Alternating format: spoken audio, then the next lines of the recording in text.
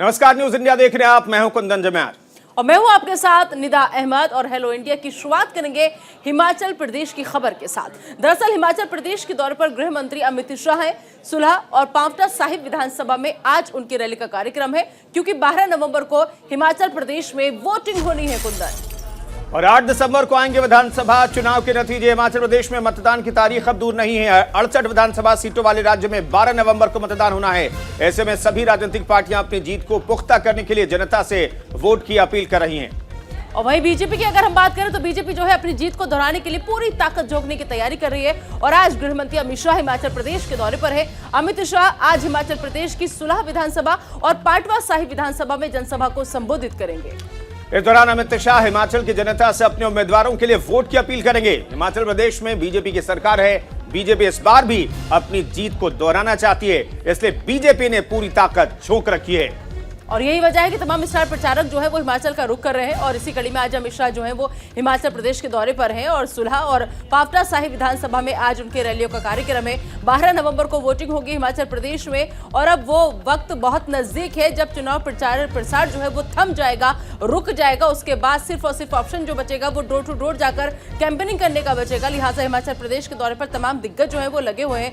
BJP ने पूरी जोर आजमाइश, बीजेपी की पूरी कोशिश यही है कि किसी भी तरह से जो रिवाज अभी तक वहां पर कायम है हिमाचल प्रदेश में, उसको बदला जाए, उसको तब्दील किया जाए। और यही वजह है कि बीजेपी लगातार ये बात कह रही है कि हम रिवाज बदलेंगे, क्योंकि रिवाज ये है कि 5-5 साल एक की सरकार रहती है। 5 साल कांग्रेस तो 5 साल बीजेपी। लेकिन कांग्रेस ये कह रही है कि रिवाज जो है वही रिपीट होगा, लेकिन बीजेपी ये कह रही है कि रिवाज हम बदलेंगे, क्योंकि हमारी सरकार वापस बनेगी हिमाचल में।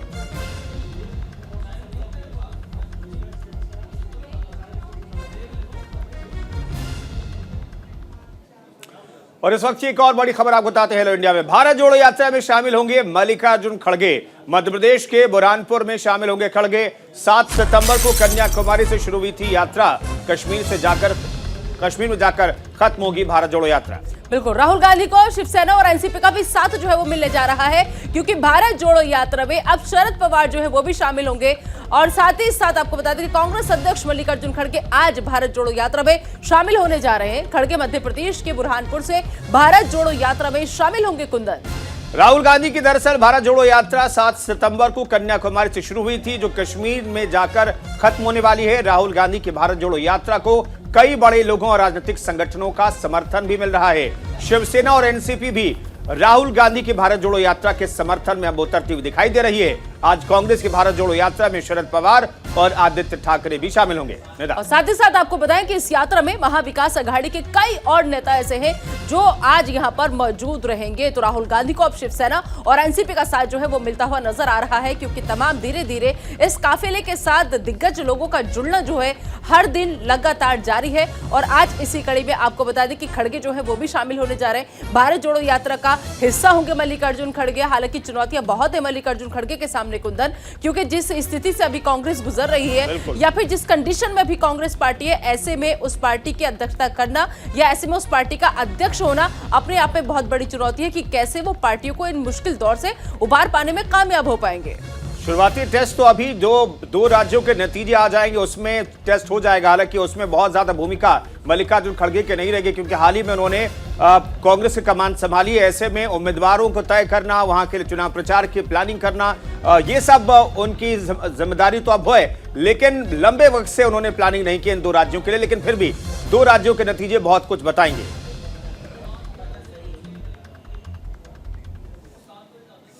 तो चलिए आगे बढ़ते हैं और अब बात करते हैं गुजरात चुनाव की। दरअसल गुजरात चुनाव प्रचार की कमान जो है वो राहुल गांधी संभालेंगे। और आज वडोदरा में चुनावी जनसभा को संबोधित करने का राहुल गांधी का कार्यक्रम है। 2 चरणों में दरअसल गुजरात में महामुकाबला होना है। विधानसभा चुनाव 1 दिसंबर और 5 दिसंबर को होगा। विधानसभा चुनाव 8 दिसंबर को नतीजे आएंगे विधानसभा चुनाव के। और विधानसभा चुनाव के नतीजे से पहले चुनाव प्रचार जोर पकड़ रहा है। गुजरात विधानसभा चुनाव 2022 में कांग्रेस पार्टी के पूर्व अध्यक्ष और वायनाड से सांसद राहुल गांधी कांग्रेस के चुनाव प्रचार में अब हिस्सा लेने जा रहे हैं। और इसी कड़ी में राहुल गांधी आज वडोदरा में एक जनसभा को संबोधित भी करेंगे। गौरतलब है कि पहले बीजेपी आरोप ये लगा रही थी कि राहुल गांधी पार्टी के लिए प्रचार करने के लिए गुजरात नहीं आएंगे। और अब जबकि गुजरात विधानसभा तारीखों का ऐलान जो है वो हो चुका है, तो कांग्रेस ने गुजरात में अपनी पूरी ताकत झोंक दी है। लिहाजा राहुल गांधी और महासचिव प्रियंका गांधी ने अभी तक गुजरात में कोई भी रैली जो थी वो नहीं की थी, और माना यह जा रहा था कि कांग्रेस अब गुजरात को लेकर अपनी सियासी रणनीति तेज करने जा रही है। इसे देखते हुए राहुल गांधी गुजरात दौरे पर आने वाले हैं। गुजरात विधानसभा चुनाव के लिए 2 चरणों में वो मतदान जो होगा उसके लिए चुनाव प्रचार करेंगे। पहले चरण का मतदान 1 दिसंबर को होगा, जबकि दूसरे चरण का मतदान 5 दिसंबर को होगा। गुजरात में चुनाव के नतीजे 8 दिसंबर को आएंगे, हिमाचल प्रदेश विधानसभा चुनाव के नतीजों के साथ। लेकिन अब इंपॉर्टेंट खबर यह है, बड़ी बात यह है कि राहुल गांधी भी गुजरात में चुनाव प्रचार करते हुए दिखाई देंगे। बिल्कुल देखना होगा कि जब आज वडोदरा में वो चुनावी जनसभा को संबोधित करेंगे तो उनके टारगेट पर कौन कौन सी वो बातें रहेंगी जो वो जनता तक पहुंचाना चाहेंगे, क्योंकि हमेशा हमने देखा है कि जब भी राहुल गांधी कुछ बोलते हैं तो वो सिर्फ और सिर्फ पूरा फोकस उनका बीजेपी पर रहता है, केंद्र सरकार की नीतियों पर रहता है और साथ ही साथ प्रधानमंत्री की जो योजनाएं हैं उन पर रहता है। अब देखना होगा कि जब आज गुजरात की सरजमी पर वो चुनाव प्रचार करने के लिए जाएंगे तो वो किस तरीके से वहां मौजूदा सरकार को घेर पाएंगे।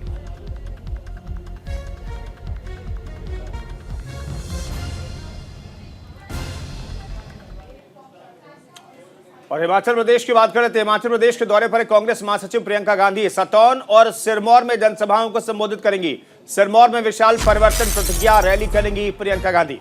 और उसके बाद शिमला में डोर टू डोर जनसंपर्क का उनका कार्यक्रम है। डोर टू डोर जाकर के वो लोगों से बातचीत करेंगी, मुलाकात करेंगी। हिमाचल प्रदेश में दरअसल मतदान की तारीख जो है वो अब 2 नहीं है। 68 विधानसभा सीटों वाले राज्य में 12 नवंबर को मतदान होना है। सभी राजनीतिक दल अपनी जीत पुख्ता करने के लिए जनता से अपने उम्मीदवारों के पक्ष में वोट देने की अपील कर रहे हैं। कांग्रेस नेता राहुल गांधी के भारत जोड़ो यात्रा में व्यस्त होने के चलते अब कांग्रेस के महासचिव प्रियंका गांधी ने हिमाचल विधानसभा चुनाव प्रचार की कमान संभाल रखी है। आज प्रियंका गांधी हिमाचल के समौन और सिरमौर में जनसभाओं को संबोधित करेंगी। प्रियंका सिरमौर में विशाल परिवर्तन प्रतिज्ञा रैली निकालेंगी। दोपहर के बाद प्रियंका गांधी शिमला आ जाएंगी और यहां पर डोर टू डोर कैंपेन करेंगी, कांग्रेस के लिए वोट की अपील करेंगी। बिल्कुल देखना ये दिलचस्प होगा, क्योंकि कहा जाता है कि प्रियंका गांधी जहां जाती है तो पार्टी कार्यकर्ताओं में और जो पार्टी के समर्थक है उन लोगों में एक जोश भरने का काम करती हैं। कार्यकर्ता उनके आने से खुश होते हैं। लेकिन अब जिस तरीके से हिमाचल की हम बात करें, क्योंकि 50-50 जो मामला रहता है हमेशा हर 5 साल के बाद, तो ऐसे में अब जो बीजेपी की तमाम कोशिशें हैं, क्योंकि बीजेपी के अगर स्टार प्रचारकों की हम बात करें तो कोई भी ऐसा चेहरा नहीं बचा है कुंदन जिसने हिमाचल की सरजमी पर कदम ना रखा हो। सबसे बड़ी बात, योगी आदित्यनाथ पहली पसंद बताए जाते हैं। उसके बाद में अमित शाह को लोग चाहते हैं, जेपी नड्डा साहब को आप देख लीजिए, अनुराग ठाकुर को आप देख लीजिए। ये तमाम वो दिग्गज हैं जिन्होंने बेड़ा संभाल रखा है चुनाव में प्रचार प्रसार करने का। लेकिन अगर कांग्रेस की तरफ से हम बात करें तो कांग्रेस की तरफ से सिर्फ और सिर्फ फिलहाल हिमाचल की धरती पर प्रियंका गांधी एक ऐसा चेहरा नजर आ रही है जो शायद पार्टी के जो कार्यकर्ता है या पार्टी के जो लोग हैं या फिर जो कांग्रेस को चाहते हैं और चाहते हैं कि कांग्रेस की अब सरकार बने, बदलाव हो हिमाचल प्रदेश में, तो शायद वो इस चेहरे को पसंद करते हैं। चलिए बढ़ते आगे और अब बात कर लेते हैं एमसीडी चुनाव के। एमसीडी चुनाव के लिए आम आदमी पार्टी जो है वो वादों का आज ऐलान करेगी। सीएम केजरीवाल आज 10 वादों की घोषणा करेंगे और जिसमें कहा यह जा रहा है कि वोटर्स को लुभाने के लिए वो ऐसा आज कर सकते हैं और कोई अहम ऐलान जो है वो आज हो सकता है दिल्ली वालों के लिए। तो केजरीवाल की आज गारंटी सामने आएगी। वो क्या गारंटी देते हैं दिल्ली वालों को, आज ये पता चल जाएगा। 4 दिसंबर को दिल्ली एमसीडी का दरअसल चुनाव तय किया गया है। दिल्ली के मुख्यमंत्री अरविंद केजरीवाल दिल्ली नगर निगम चुनाव के लिए आज 10 वादों का ऐलान करने जा रहे हैं। दिल्ली वालों के लिए अपने वादों के ऐलान से पहले उन्होंने आम आदमी पार्टी के नेताओं से 4 दिसंबर को होने वाले एमसीडी पर चर्चा की, एमसीडी चुनाव पर चर्चा की है। पार्टी की ओर से चुनाव में उम्मीदवारों के बारे में पूछे जाने पर सिसोदिया ने कहा, एमसीडी चुनाव में आपके उम्मीदवारों का चयन पेशेवर तरीके से किया जाएगा। बिल्कुल, तो दिल्ली में एमसीडी के 250 वार्ड के लिए मतदान 4 दिसंबर को होना है और मतगणना जो है वो 7 दिसंबर को होगी। तो देखना होगा कि अब दिल्ली में एमसीडी पर किसका कब्जा, क्योंकि अभी तक ये कब्जा बीजेपी का है। लिहाजा आरोप प्रत्यारोप का दौर जो है वो लगातार आम आदमी पार्टी और बीजेपी में है। लेकिन अब देखना यह होगा कि जिस तरीके से अरविंद केजरीवाल आज एक बार फिर से, अभी तक वो आरोप लगाते रहे लेकिन आज वो 10 वादे करते हुए नजर आएंगे। तो वो कौन से 10 वादे हैं जिनमें वोटर्स को लुभाने की पूरी कोशिश होगी, क्योंकि कई अहम ऐलान की उम्मीद आज की जा रही है कि दिल्ली वालों से केजरीवाल जो है वो कई अहम ऐलान करेंगे।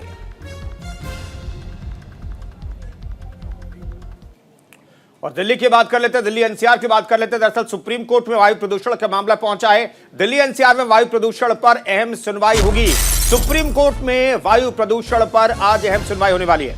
मुख्य न्यायाधीश की पीठ जो है वो ये सुनवाई करेगी। दरअसल आपको बताया कि दिल्ली एनसीआर में वायु प्रदूषण का मामला सुप्रीम कोर्ट पहुंच चुका है और आज दिल्ली एनसीआर में बढ़ते प्रदूषण को लेकर सुप्रीम कोर्ट में अहम सुनवाई होने वाली है। पिछले कुछ दिनों से दिल्ली एनसीआर की हवा प्रदूषण की वजह से जहरीली हो गई है। कई शहरों में वायु गुणवत्ता सूचकांक 600 के आसपास है। मुख्य न्यायाधीश की अध्यक्षता वाली पीठ के समक्ष याचिकाकर्ता ने वायु प्रदूषण को रोकने के लिए तत्काल कदम उठाने की मांग की है। वकील ने कहा है पराली जलाने के कारण दिल्ली में वायु प्रदूषण बेहद खराब स्थिति में है। देश के सर्वोच्च अदालत में होने वाली सुनवाई मुख्य न्यायाधीश की पीठ में होगी। राष्ट्रीय मानवाधिकार आयोग ने भी दिल्ली एनसीआर में बढ़ते वायु प्रदूषण को लेकर चिंता जाहिर की है। मानवाधिकार आयोग ने वायु प्रदूषण को रोकने के लिए पंजाब, हरियाणा, दिल्ली और उत्तर प्रदेश की सरकारों के जरिए उठाए गए कदमों पर नाखुशी जाहिर की है। आयोग ने इस मुद्दे पर पंजाब, हरियाणा, उत्तर प्रदेश और दिल्ली के मुख्य सचिवों को आज तलब भी किया है। याचिका में स्कूलों, कॉलेजेस और सरकारी निजी कार्यालयों में डिजिटल माध्यम से कामकाज का निर्देश देने की भी मांग की गई है। याचिकाकर्ताओं ने आरोप लगाया है कि प्रदूषण की समस्या हर साल पैदा होती है। जो सच्चाई है, दिल्ली एनसीआर में धुंध की वजह से जीवन और स्वतंत्रता पर गंभीर खतरा है। इसलिए यह मामला अब सुप्रीम अदालत में है। सुप्रीम अदालत क्या फैसला लेती है, क्या निर्देश देती है, यह बेहद महत्वपूर्ण होगा, क्योंकि दिवाली के बाद से और दिवाली के पहले से कहें एक्यूआई लेवल बेहद खतरनाक स्तर पर पहुंचा है। कई इलाकों में एक वक्त पर 600 से ज्यादा एक्यूआई लेवल दर्ज किया गया। एक तरीके से गैस चैम्बर में दिल्ली एनसीआर तब्दील हो चुका है और ऐसे में यहां पर सांस लेना आम लोगों के लिए दूभर हो रहा है। इसलिए अब यह मामला सुप्रीम अदालत में जा पहुंचा है। बिल्कुल। और चलिए हेलो इंडिया में बात करेंगे संजय राउत की, क्योंकि आपको बता दें कि जेल से बाहर आ चुके हैं शिवसेना के प्रवक्ता संजय राउत। 102 दिन के बाद जेल से निकले हैं शिवसेना नेता राउत। पात्रा चौल भूमि घोटाले में आरोप में जेल में बंद थे अभी तक। तो ईडी ने बॉम्बे हाई कोर्ट का दरवाजा खटखटाया है। राउत की जमानत के खिलाफ आज कोर्ट में सुनवाई भी होगी। शिवसेना नेता और राज्यसभा सांसद संजय राउत को कोर्ट से बड़ी राहत मिली है। बुधवार को राउत की जमानत याचिका पर सुनवाई करते हुए मुंबई की पीएमएलए कोर्ट ने उन्हें जमानत दे दी। राउत पात्रा चौल भूमि घोटाले के आरोप में लंबे समय से जेल में बंद थे और रिहाई का जैसे ही आदेश मिला, रिहाई के आदेश मिलने के बाद राउत देर शाम जेल से बाहर आ गए। संजय राउत को जमानत मिलते ही सॉलिसिटर जनरल ने जमानत आदेश के अमल पर कुछ समय के लिए रोक लगाने की मांग की है, जिससे ईडी मुंबई की पीएमएलए अदालत के आदेश के खिलाफ उच्च न्यायालय में अपील कर सके। इस मामले में पीएमएलए कोर्ट ने अपना आदेश सुनाया और फैसले पर रोक लगाने से इनकार कर दिया। और इसके बाद आपको बता दें कि ईडी ने पात्रा चौल भूमि घोटाले में संजय राउत को मिली जमानत को लेकर बॉम्बे हाईकोर्ट का दरवाजा खटखटाया है। एएसजी के हाईकोर्ट बेंच के समक्ष मामले का उल्लेख करने की संभावना है। एएसजी ने संजय राउत की जमानत का विरोध करने वाली उनकी अर्जी का जिक्र किया और उन्हें दी गई जमानत पर रोक लगाने की मांग की है। जस्टिस भारती डांगरे की सिंगल जज बेंच अब इस मामले की सुनवाई करेगी। संजय राउत की जमानत के खिलाफ आज सुनवाई होगी। हालांकि हाईकोर्ट ने संजय राउत और प्रवीण राउत की रिहाई पर रोक लगाने से इनकार कर दिया है।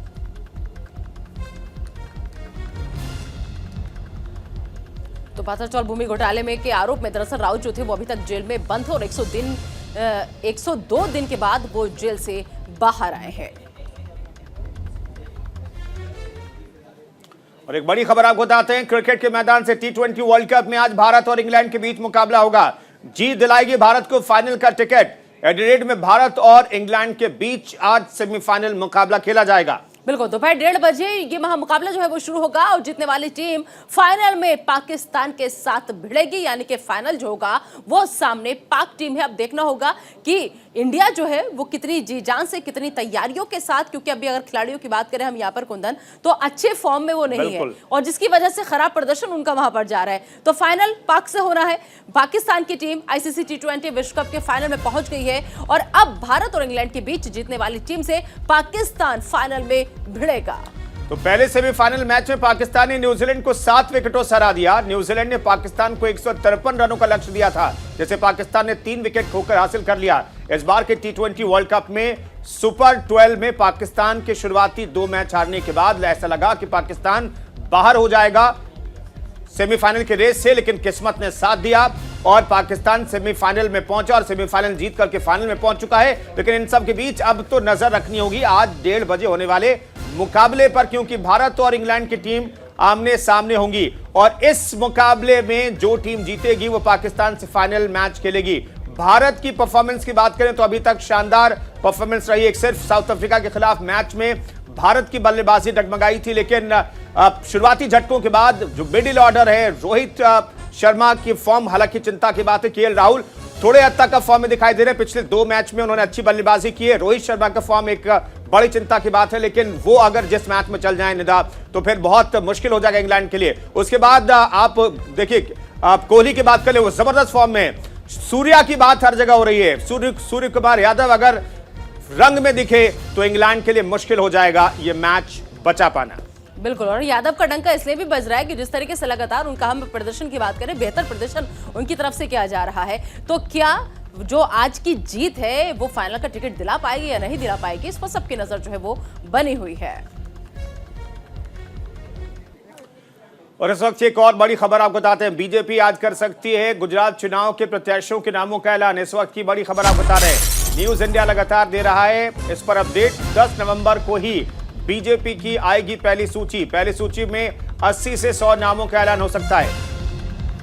बिल्कुल, तो न्यूज इंडिया लगातार ये खबर आप तक पहुंचा रहा है और अब देखना होगा, क्योंकि अहम खबर यही है कि आज पहली सूची जो है वो भी जारी हो जाएगी, जिसमें 80 से 100 नामों का ऐलान जो है वो हो सकता है। कुंदन, बीजेपी के लिए दरअसल मुश्किल ये है इस वक्त में, क्योंकि परिवारवाद वो सबसे बड़ी समस्या है, जिसके तहत वो साफ साफ ये कह चुकी है कि हम ऐसे किसी भी लोगों को टिकट नहीं देंगे जिससे हमारे ऊपर परिवारवाद का आरोप लगे। दूसरी चीज ये कि कुछ नए लोगों की एंट्री हुई है, अगर उनको टिकट दिया, जो पुराने साथी है उनकी नाराजगी बीजेपी को झेलनी पड़ सकती है। लेकिन गुजरात जो चुनाव है वो बीजेपी के लिए इस वक्त नाक की साग जो है वो बने हुए हैं, क्योंकि अगर गुजरात बीजेपी हारती है तो 2024 में बहुत बड़ा मैसेज लोगों को जाएगा, जो बीजेपी कभी भी नहीं चाहेगी। तो लिहाजा आज पहली सूची आएगी जिसमें 80 से 100 नामों के ऐलान की उम्मीद जो है वो किया जा रहा है कि बीजेपी आज शायद कौन से वो प्रत्याशी हैं, कौन से वो चेहरे हैं, कौन से वो उम्मीदवार हैं जिनमें वो गुजरात विधानसभा चुनाव को लेकर के फाइट करेगी, वो आज शायद कुछ क्लियर हो जाएगा, कुछ चेहरे, कुछ नाम सामने आज आ जाएंगे। बिल्कुल, ये देखना बेहद दिलचस्प होगा कि पुराने विधायकों के नाम पर मुहर लगती है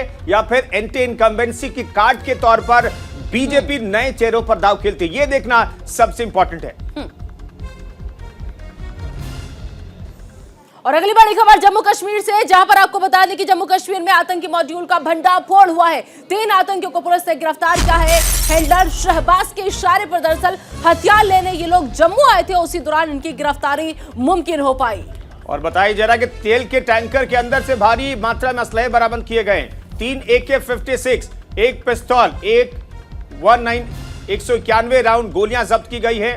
टैंकर से 6 ग्रेनेड भी पुलिस ने बरामद किए हैं। तो टैंकर में रख करके इन हथियारों की सप्लाई की जा रही थी, लेकिन इस मॉड्यूल का खुलासा कर दिया है जम्मू कश्मीर में सुरक्षा बलों ने। और ये जो गोला बारूद है उसकी तस्वीरें हम आपको दिखा रहे हैं। 3 AK-56 राइफल भी इसमें शामिल है।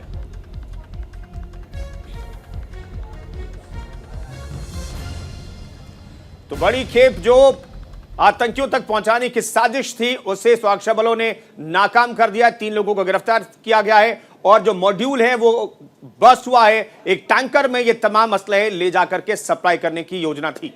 बिल्कुल, तो मॉर्निंग सुपर प्राइम टाइम के खास बुलेटिन हेलो इंडिया में अभी के लिए फिलहाल इतना ही।